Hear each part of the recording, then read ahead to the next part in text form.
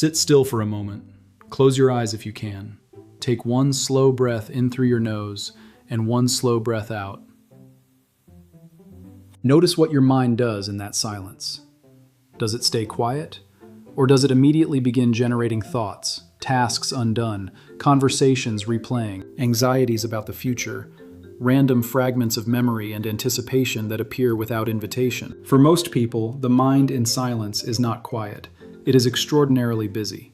And for most of human history, that busyness was simply accepted as the nature of consciousness, something to be endured, managed, or escaped through distraction. What neuroscience has discovered in the last 20 years is that the busy, reactive, easily overwhelmed mind is not fixed. It is a product of a brain whose architecture has been shaped by a particular pattern of mental activity, and that architecture can be changed. Meditation is the subject of more peer-reviewed neuroscience research than almost any other behavioral intervention in the last 2 decades. Researchers at Harvard Medical School, the University of Wisconsin-Madison under Richard Davidson, the Max Planck Institute for Human Cognitive and Brain Sciences, and dozens of other major institutions have used functional MRI, structural MRI, EEG, and blood biomarker analysis to document exactly what happens to the brain when meditation becomes a daily practice. The findings are not vague or inspirational. They are specific, measurable, and in many cases, structurally visible. Changes in the physical architecture of the brain that appear within weeks of beginning a consistent practice. Today, I am going to walk you through those findings week by week. Because the meditation research is one of the clearest examples in all of neuroscience of the brain's capacity to change itself through directed mental practice. And what the research shows happening in your brain over 30 days of daily meditation is genuinely extraordinary. Before we start the weekly timeline, you need to understand what meditation is actually doing at the neural level. Because without understanding the mechanism, the week-by-week findings seem disconnected from each other. Meditation, in its most scientifically studied form, is the practice of deliberately directing and sustaining attention, typically to the breath, to bodily sensations, or to the present moment, while noticing when the mind wanders and returning attention to the chosen focus without judgment. This sounds simple. Neurologically, it is extraordinarily demanding. Every time you notice that your mind has wandered and redirect your attention back to the breath, you are exercising a specific neural circuit, the executive attention network centered in the dorsolateral prefrontal cortex and the anterior cingulate cortex. This network is responsible for the voluntary direction of attention, the detection of attentional errors, noticing that you have become distracted, and the reorientation of cognitive resources. It is the same network that underlies impulse control, emotional regulation, and goal-directed behavior. Meditation is, in essence, a repetitive training exercise for this circuit. Each session of 30 minutes of meditation might involve hundreds of attentional redirections, hundreds of repetitions of the notice and return cycle that trains the executive attention network in exactly the way that bicep curls train the bicep. The neural adaptations that accumulate are the result of this repetitive training. And like any physical training, they require consistency, progressive challenge, and sufficient volume over time to produce structural change. Week 1. The first week of daily meditation produces functional changes in how the brain is operating rather than its physical architecture. These changes are real and measurable, but not yet the structural alterations that emerge in later weeks. The default mode network, the brain network active when the mind is at rest, generating the spontaneous self-referential thoughts that meditation is specifically designed to interrupt, shows its first measurable changes within the first week. A 2011 study in Neuroimage found experienced meditators showed significantly reduced default mode network activity. A 2019 study in Scientific Reports found measurable reductions in default mode network connectivity after just 8 sessions of mindfulness meditation in novice practitioners. Less than 2 weeks. The default mode network is already beginning to quiet. Subjective experience of the first week is typically not peaceful. It is an uncomfortable confrontation with the volume and persistence of the mind's habitual activity. Most beginning meditators report that meditation makes them more aware of how much their mind wanders, not less. This is accurate, and it is progress. The awareness of mind wandering is itself the trained capacity, the anterior cingulate cortex's error detection function, becoming more sensitive. Before you can redirect attention, you must first notice it has wandered. The first week is training the noticing. The awareness of mind wandering is itself the trained capacity, the anterior cingulate cortex's error detection function, becoming more sensitive. Before you can redirect attention, you must first notice it has wandered. The first week is training the noticing. Week 2 and Week 3.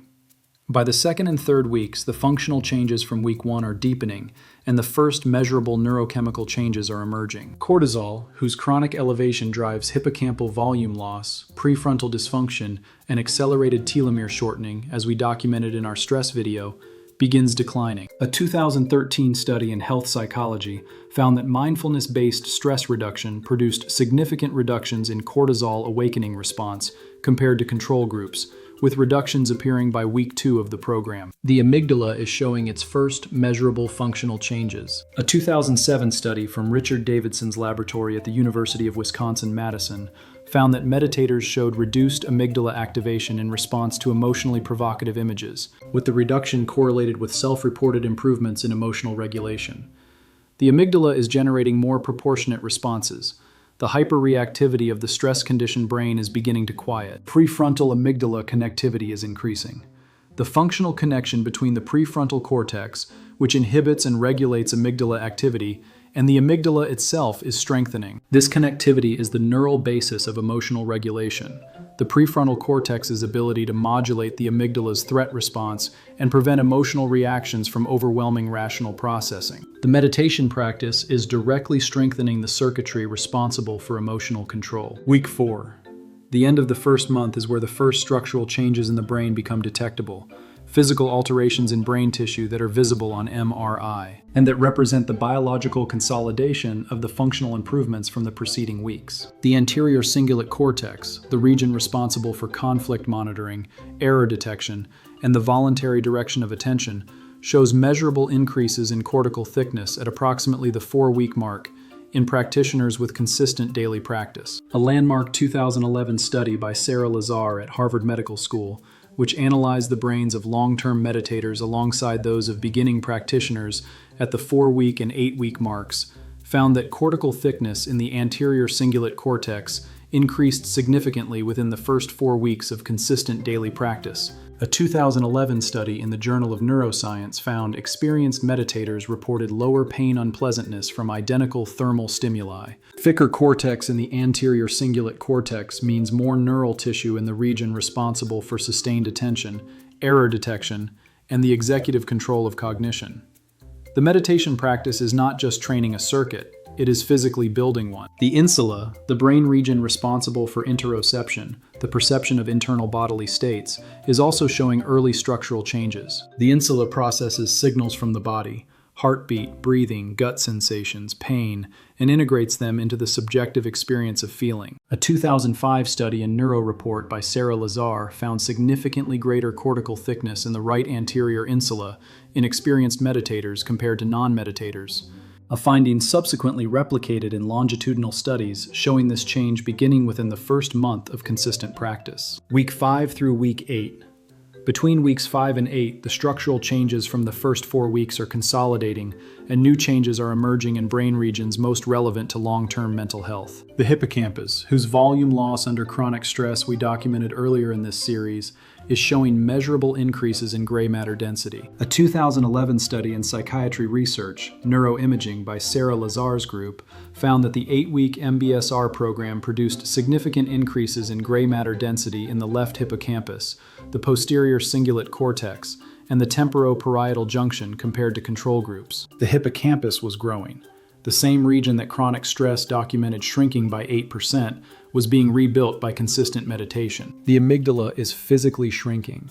The same 2011 study found that gray matter density in the right amygdala decreased significantly in the meditation group, with the reduction correlated with self-reported reductions in stress. The brain's threat detection center, enlarged by chronic stress, is being reduced by consistent meditation.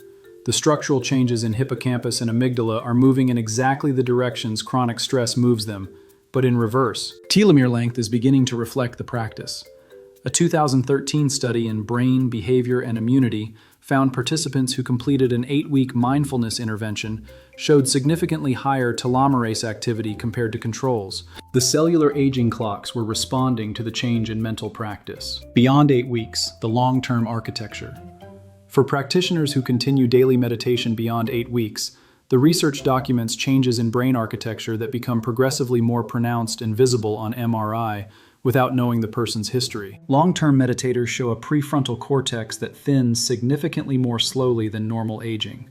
The prefrontal cortex normally thins at approximately 0.5% per year. A 2015 study in Frontiers in Psychology found that experienced meditators had cortical thickness in age-sensitive brain regions equivalent to non-meditating individuals approximately 7 years younger. The meditation was slowing brain aging. The default mode network, which was showing its first quieting in week 1, is now substantially restructured.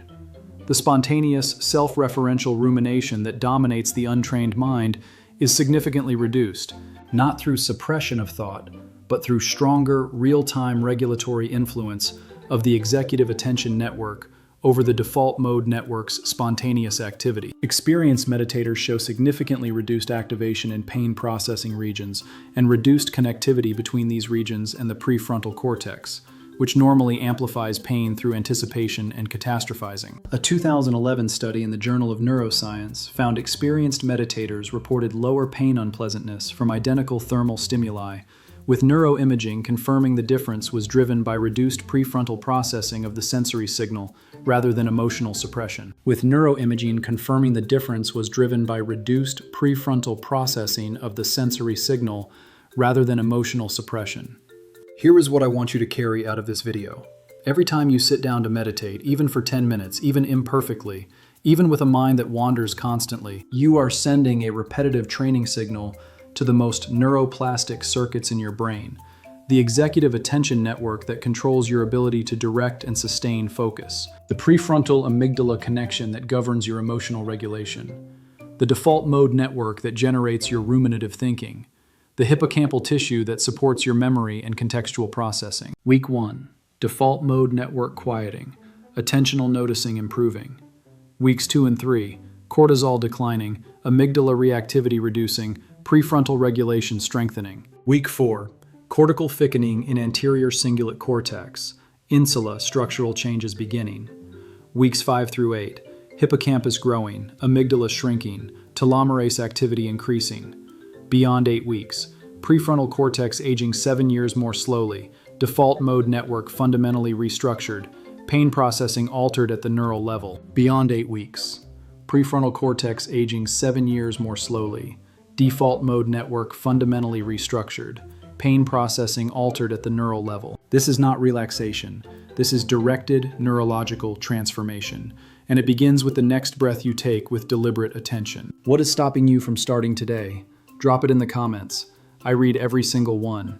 Subscribe to the channel because next week we are going into the specific meditation formats the research shows produce the largest neurological returns for different goals: attention, emotional regulation, and stress resilience. And I will see you there.